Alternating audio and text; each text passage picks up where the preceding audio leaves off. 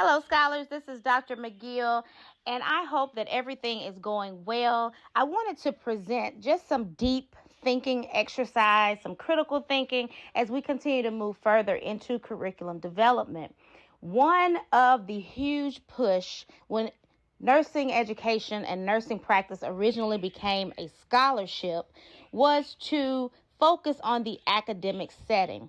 Actually, the complete motivation behind this focus on the academic setting came from the difficult transition of nurse educators who were practice focused to now being education focused, with the common understanding that just because you're an expert in the clinical setting does not mean that you are able to disseminate that information in the educational setting. So we learned that you had to do some type of orientation, some type of preparation for that nurse practice expert to come into the classroom and be effective, because there is a difference in the way we execute our expertise based on our setting. However, now that we are becoming more versatile, we have more evidence to support our practice. Now that we are learning and moving with societal trends, we do realize that lifelong learning is essential in the role of the nurse. Whether you are an educator, you're a leader, you're an advanced practice nurse practitioner, whatever it is that you're doing. And so we have to have this understanding of how to be an educator based on the settings that you are functioning in at that time. So if you're a clinical nurse educator, if you're an academic nurse educator, if you are a community-based nurse educator, there are still going to be staple responsibilities for you to consider as you move through the curriculum.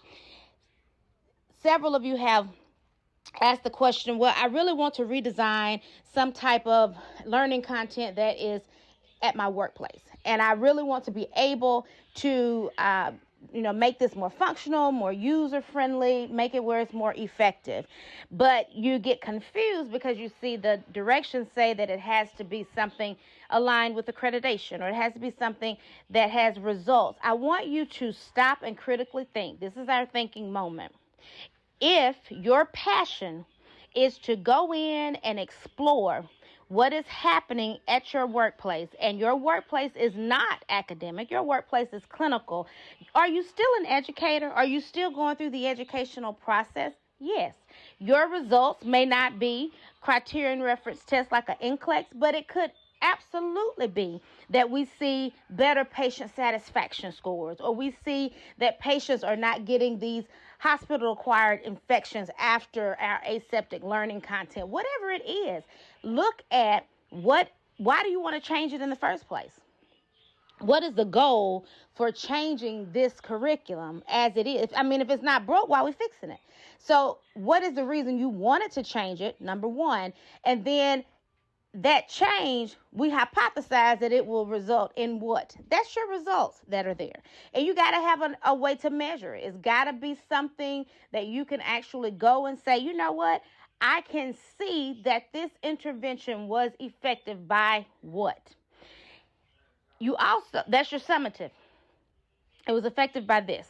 That's your summative. They understood the assignment, and this is how I know. And then you move to your formative, where you're trying to make sure that throughout them understanding the assignment to produce the final results, that you're giving them an opportunity to show you, do you understand as this process matriculates and we develop more and more complexity of ideas in this topic.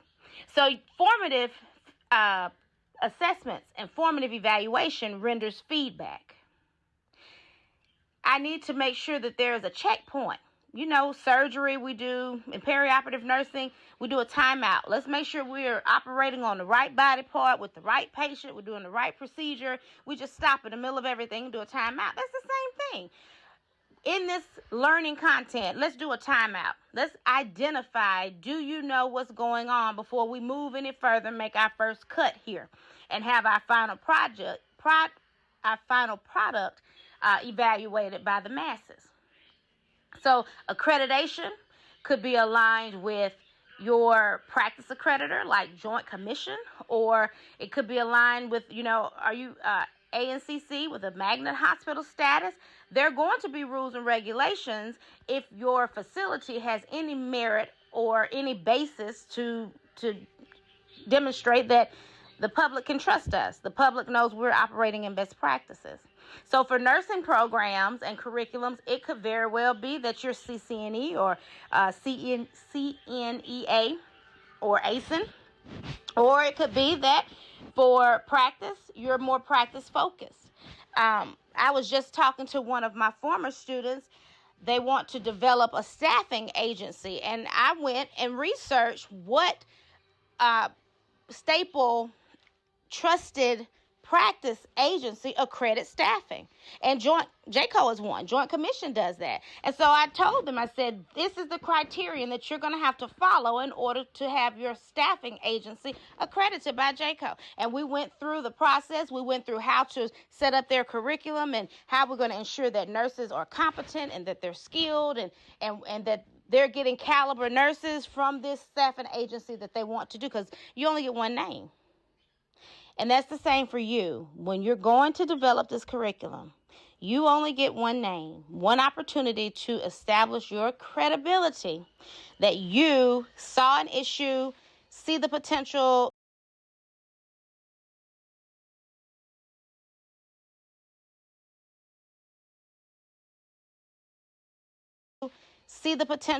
solutions, and you have a strategic, evidence-based, critical analysis of how to approach what you see as an issue.